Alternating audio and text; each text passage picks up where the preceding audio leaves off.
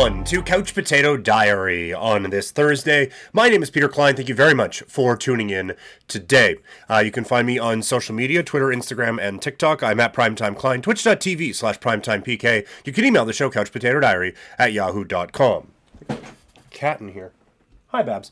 Coming up on the show today, it is NFL Power Rankings Day. We also go over what the Calgary Flames got last night from young Connor Zary in a loss against the Dallas Stars. Big night for Texas as the Rangers are World Series champions, and a little bit about the Raptors to close out the show. As always, if you could like this video, that would be great. If you could subscribe to the channel, that'd be greater. If you could leave a review on the podcast or subscribe there, that also helps. So, lots to get to. Let's get to it and start with NFL Power Rankings.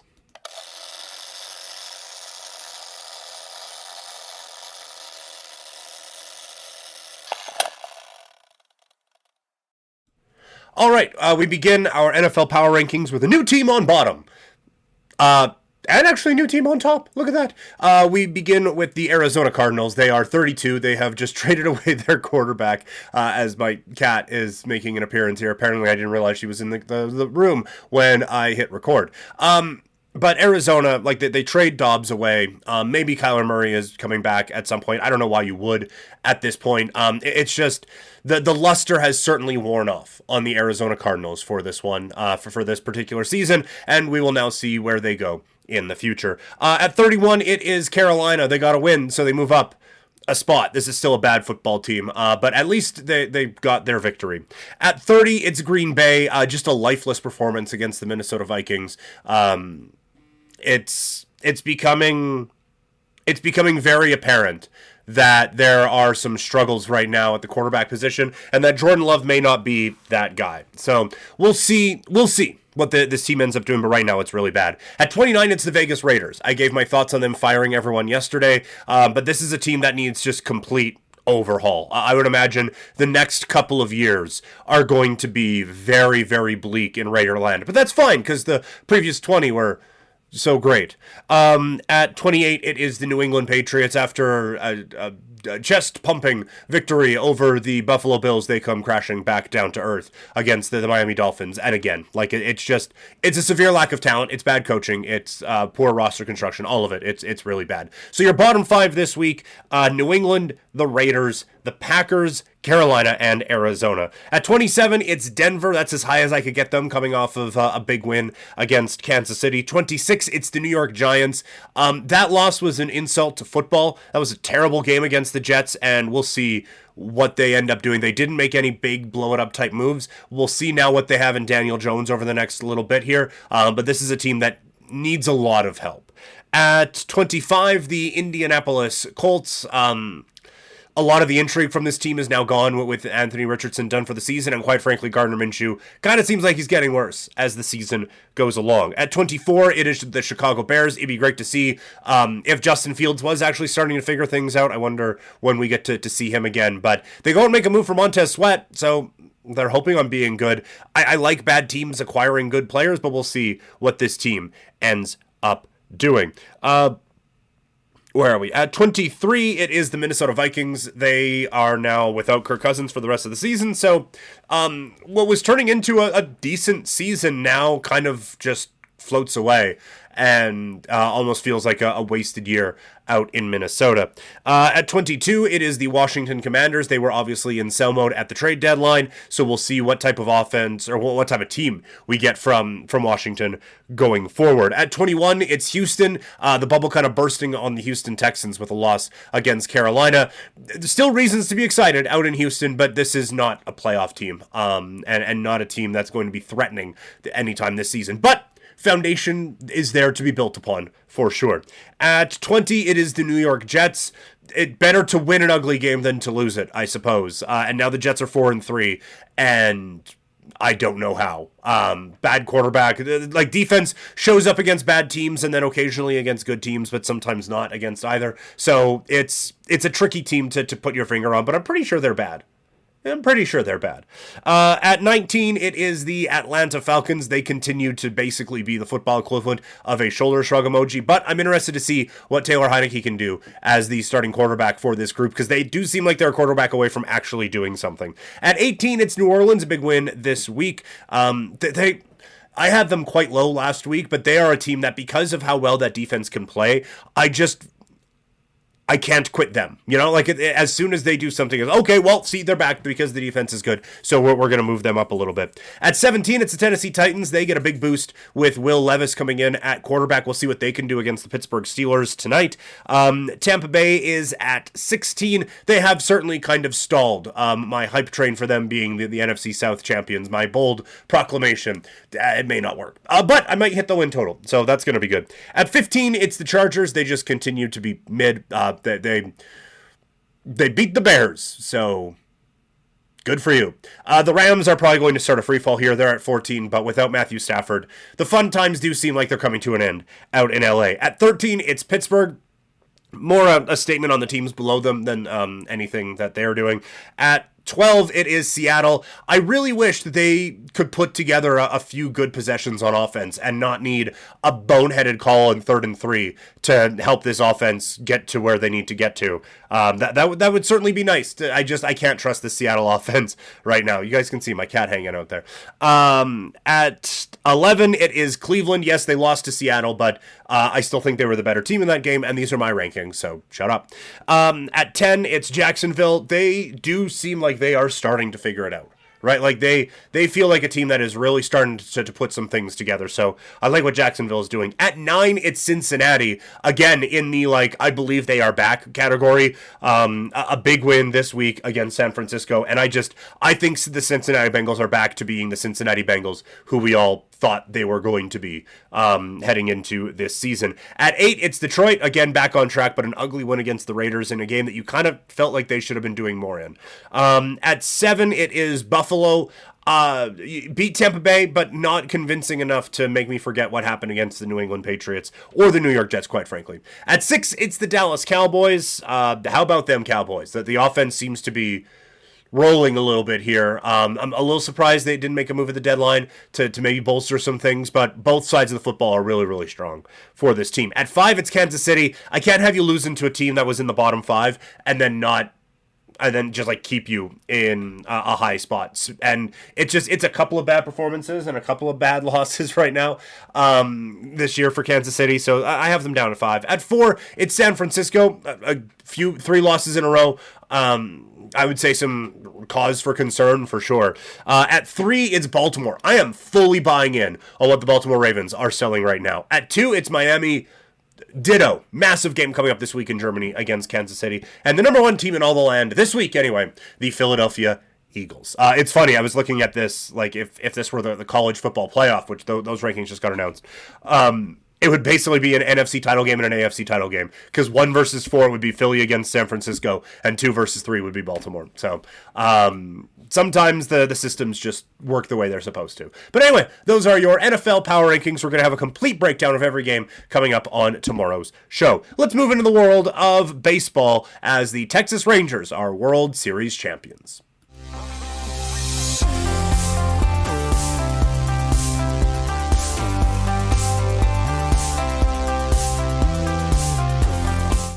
For the first time in history, the World Series banner will be flying in Texas as the Rangers wrap up the World Series 4-1 with a 5-0 win over the Arizona Diamondbacks. Before we get into the whole what does it all mean, let's look at this game. And the big story of this game is obviously so many missed chances for Arizona. They had Nate Eovaldi on the ropes right from the word go, and just somehow he was able to slip away from it each time. Not even just oh wow, only gave up 1 run in that situation.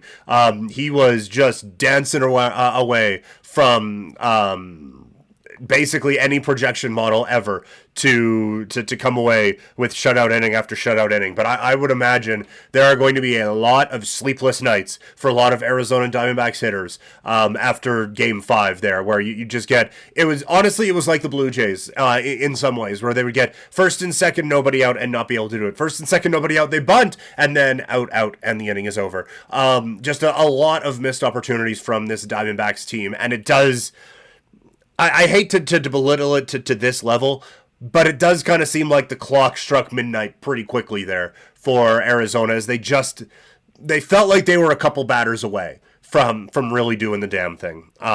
But I mean, look, credit to them for making it, and credit to them for putting all this pressure on, but they just couldn't get that big hit when they needed it. And Eovaldi really struggling with his command. Like, that splitter is a plus pitch when it's working for him, but fuck around was it not working for him in this game.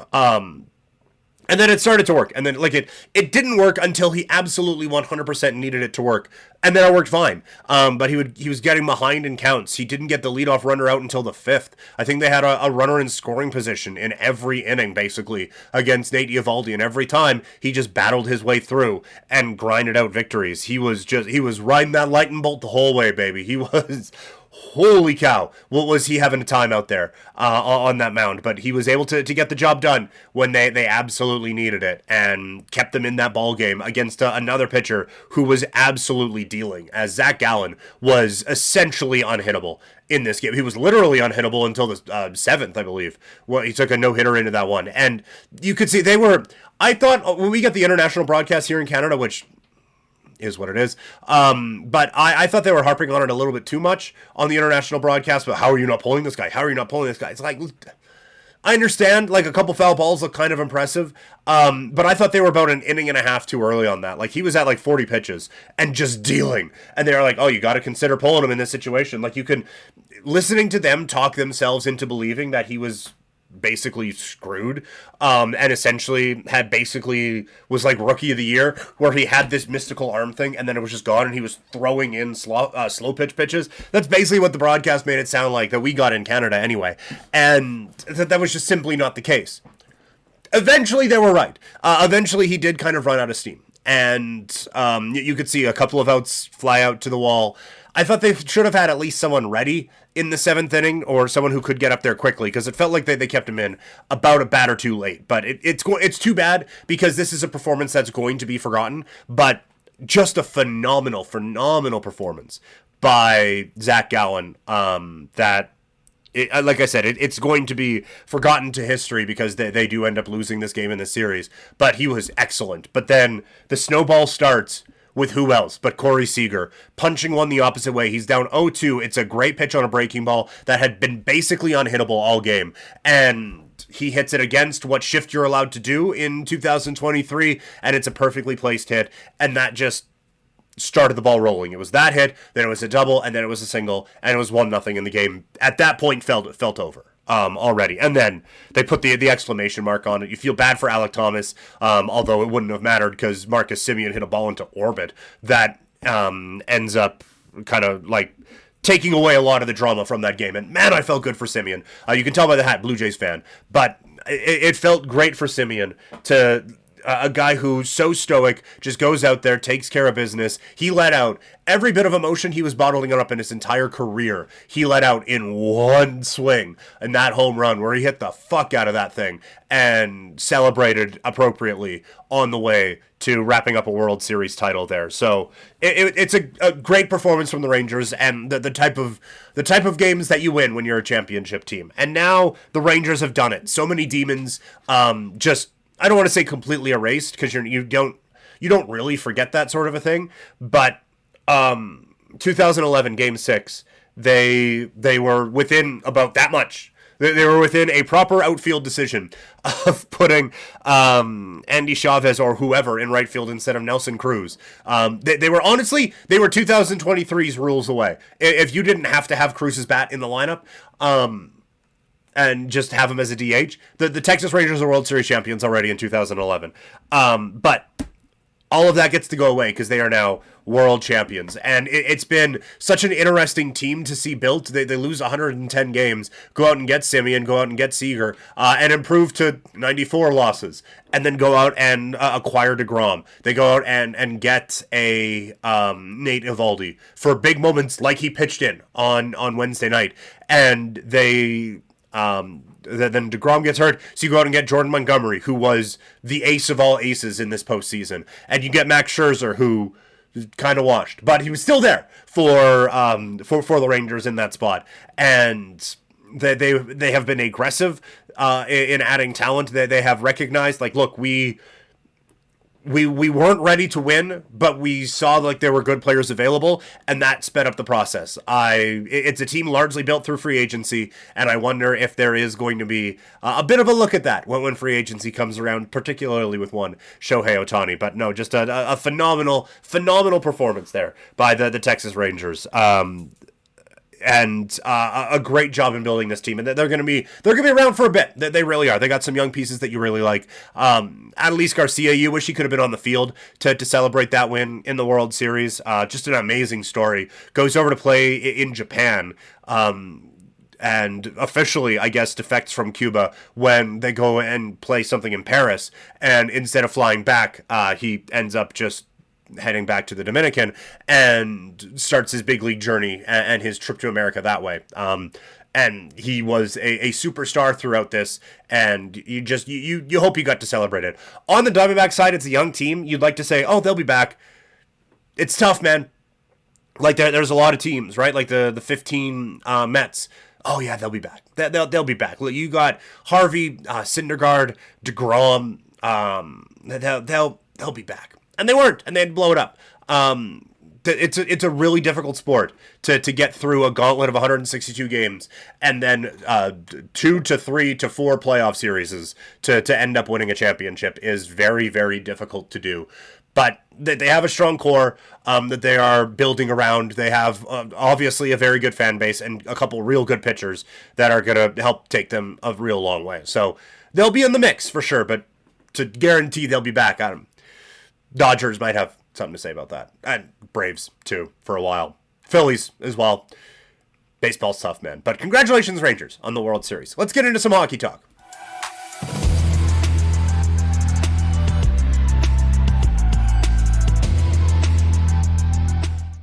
I don't know if you can tell. I'm not feeling great, so that's why all of a sudden it looks like I just got super teary during that. It's not because I'm emotional that the Diamondbacks may not make it back.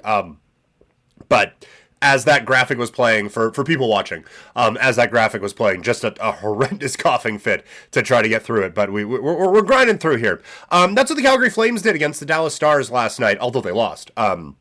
Which I suppose works for this comparison. But the obvious story of the day was Connor Zary, and he gets his first career NHL goal doing exactly what we want the Flames to be doing. Go to difficult areas and hope that something happens. That this is what they're supposed to be doing, right? Like, this isn't an overly skilled hockey team. So you're supposed to go to the front of the net and create opportunities like that. And he did it. And he played the game with speed. He played the game with creativity. He played with a great pace. That this was everything you wanted from Connor Zary in his NHL debut. Absolutely earning his spot as a guy who should stay on this team long term. He is one of the 12 most talented players at the forward group in the organization. Thus, the way things are going right now, he should be on this roster. So credit to him for that. Credit to the Flames for recognizing it. And look, they hung with a good team. That is not what you want to hear. There's not much for moral victories when you've lost now 6 in a row and are the second worst team in the National Hockey League.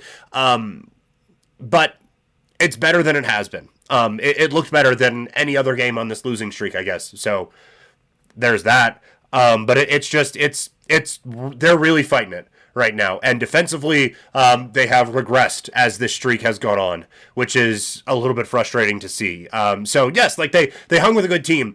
It's still not enough. It's still not good enough. And it's still not enough to make this fan base believe that this can be an actual winning team and to make them think that signing some of these players long term is the way to go. I think it is so apparent. You have to blow it up, play some kids, and see if you unearth some diamonds in the rough. But it's tough out there right now for this Calgary Flames team. Not a super long, in-depth breakdown there of the Flames, but just a couple of notes on that. Let's close the show today with some basketball.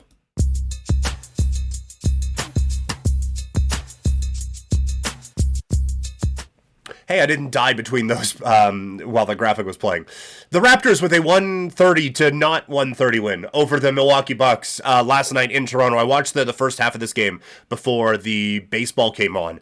I really liked what I saw from the Raptors in this. And look, I want to, all of this before we get into all of it, that was not a good Milwaukee Bucks performance. The Bucks looked pretty bad in this game. I don't think you got Milwaukee's A game out there in Toronto last night against the Raptors. But the thing you're looking for from this group is how does the half-court offense look? There were signs that it's getting better, right? Like there were some open shots that were missed, but a lot of shots were falling. And we talked about this after game one, right? Like it's the difference between a good offense and a bad offense sometimes is, does the shot go in? We'd like it to be more intricate than that, but sometimes it's, did you create open shots and did they fall? And for the Raptors, yes. I liked a lot of the shots that they created. There's still a couple of times where there's like 10 seconds left on the shot clock and it's like, now what do we do? And you just kind of dribble it around and put up a bad shot. There's still a bit of that, but the thing that I like is it's not just, okay, we're working on the offense, so this ball has to go here. There was a recognition, specifically from Siakam, when there was a mismatch on him. He's like, I